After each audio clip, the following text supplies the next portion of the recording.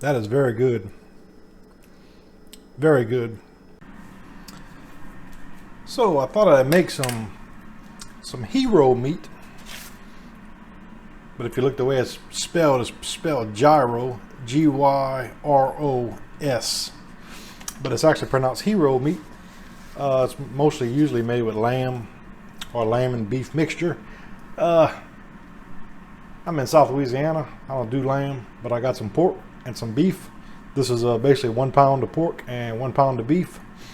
And I put it in my strainer because my beef had a lot of liquid. So I just been letting it kind of sit while I get everything kind of ready.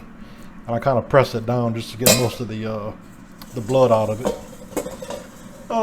The ingredients, we got marjoram, we got thyme, we got oregano, we got rosemary, we got cumin, black pepper, and salt. And what I did was I measured everything out, and the marjoram and the rosemary wasn't real fine, so I used my mortar and pestle, and I made everything like a powder, so it should blend in really well. The ingredients was I'm gonna have 1 medium onion, basically cut into chunks, 4 cloves of garlic, which I'm gonna probably use 4 teaspoons of minced garlic because I have minced garlic. Like I said, 2 pounds of ground meat. The recipe calls for 1 pound of lamb and 1 pound of ground beef. We got 1 tablespoon of dried oregano, 2 teaspoons of dried marjoram, 2 teaspoons of thyme, 2 teaspoons of rosemary, 1 teaspoon of cumin, 2 teaspoons of salt, and a half a teaspoon of black pepper. And like I said, I basically got everything pretty fine, almost like a powder. So first thing we're gonna do, we basically gotta get the meat and all the spices kind of like a paste, and I'm gonna do that in my food processor. So let me get that set up. So I got the onion, like I said, chopped up pretty coarse. This is 1 medium onion, and I put 4 teaspoons of the minced garlic. I figured that'd be around maybe 4 cloves. If it's a little extra, I think it can only help the taste of it, not hurt it. So basically at this point, we're gonna blend this until it forms a paste. So let me get that started.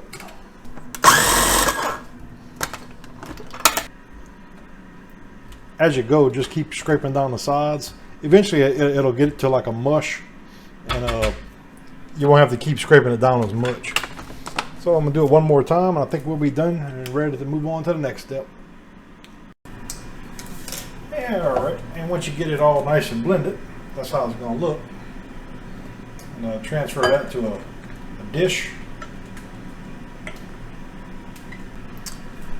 All right, now for this step, I'm just using a napkin, a cloth napkin, and basically we're going to take the mixture, put it in my napkin, and I'm going to probably do it in 2 different steps. And basically we're going to, in the kitchen sink, I'm going to squeeze out the liquid, try to get most of the liquid out of this mix, out of this mixture right here, and then we'll just put it back in the food processor. So let me get that done. And this is how I did it. Just, put it in the middle. And then basically you're left with just a nice liquid-free, looks like that basically. So let me get the rest of it done, then I'll show you the next step. So at this point, we're going to go ahead and add our seasoning, all of it. And then we're going to also add our ground meat with most of the liquid removed. Let me get that done. And basically we're going to blend this for about 2 minutes. I actually wish my food processor was a little bit bigger, but I'll make do. Like I said, every few seconds just scrape down the sides and just keep doing it where it's basically like a paste. So let me get that started. So basically, that's how you want it to look. Nice and pasty like. And now we're gonna put this in a 9x13. I hope this is big enough. I got a 9x13 pan here. We're gonna line it with parchment paper first, then we're gonna put it in there. So this is a 9x5. And basically we're just gonna, the trick of it is to get it compressed really well. So I'm gonna just keep adding it until I get it nice and formed to the bottom, and then I'll just add the rest. Hopefully my pan will be big enough. I got it mashed down pretty good now. I'm gonna go ahead and take my scissors and just trim off the excess of the parchment paper. So let me get that done. And here's how we look. Basically it'll make one full pan. I'm a little bit high on one side compared to the other side, I noticed once I took the paper off. So let me get it kind of evened out some. We're gonna bake this in the oven for 45 to 55 minutes, or basically until it gets to 165. And I'm gonna just put it about in the middle. And like I said, we're gonna bake this for, I'm gonna set mine for an hour and 300 degrees and just let it cook until we get to 165. Okay, so my oven took around an hour and 15 minutes. And as you can see, I got 168 degrees. So I'd say we're good. And basically at this point, we're gonna drain the grease out and we're gonna cover it with foil, and we're gonna leave a little gap in it. And I'll put the meat thermometer through it as well. And they say basically wait till it gets to 175. So I'm gonna go ahead and drain it. Try to get most of the grease out. I'm not gonna go much further than that because I don't want the whole thing to fall out. So got most of it out. That's how it looks. Smells really good. And I'm gonna cover it with foil now, and I'm gonna leave a little gap in it and put my meat thermometer through it. Put the foil on it, put the meat thermometer through the foil, and it's already at 175. So just to show you, it doesn't take long. And they say it'll reach 175, and then it says remove the gyro meatloaf from the pan and let it cool completely. Then we'll refrigerate it for 2 to 3 hours until it's cold. Then at that point, basically you can slice it, and then you can put a little oil in the pan and kind of brown each side of it, so it looks like authentic gyro meat without that spinning oven thing that browns it as it spins. So just a different way.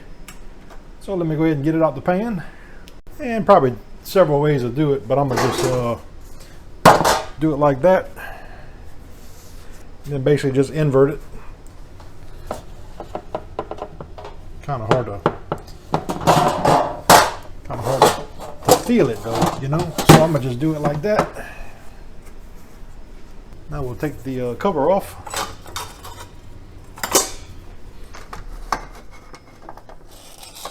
Like I said, it should come out all together like such. And let me get the dish removed, and that's how it looks. And it really does smell like gyro, so I think this is going to be really good. I'm not going to invert it again. I'm going to let it sit just like that. Yeah, I don't believe I can put any weight on it just to kind of mash it, because it's pretty firm. So just let it cool. Then we'll refrigerate it for about 3 hours. Okay, well, here's my gyro meat, and I've been having it in the refrigerator for about, I guess, around 4 hours. And we just kind of go ahead and slice it real thin. That's how it's going to look.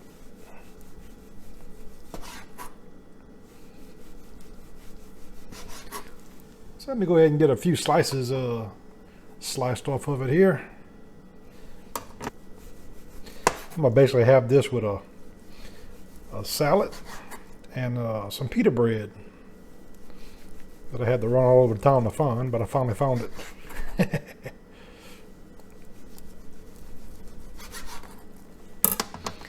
So that's how the pieces look. And that's how the inside of the roast looks. Like I said, it's real compact, and that's the secret. You want it to be tight. So, all right, let me go ahead and get the meat ready to cook. I got a little bit light tasting olive oil in the pot. And we're going to take our Gyro meat. And we're just going to lightly brown both sides of it. I'm thinking maybe 2 to 3 minutes per side. All right, that was about 2 minutes and 20 seconds or so.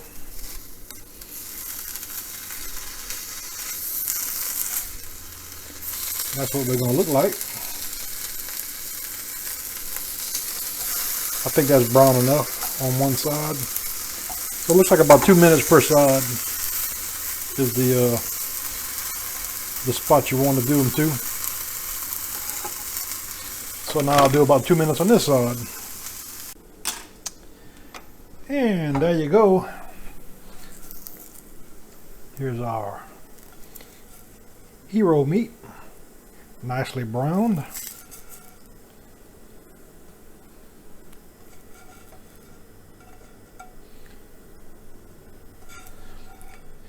I kind of been looking forward to this.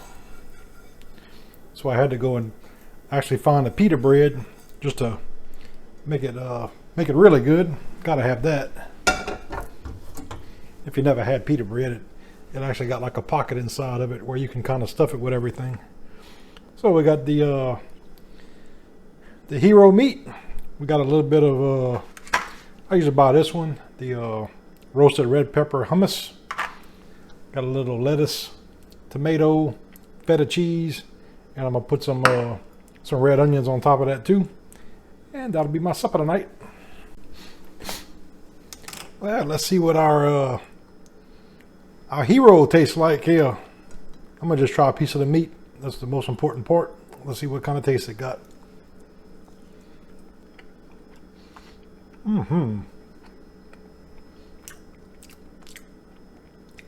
That is very good. Very good.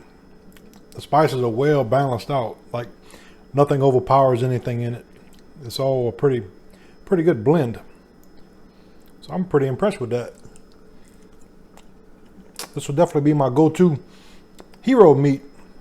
Well, like I said, you take a little bit of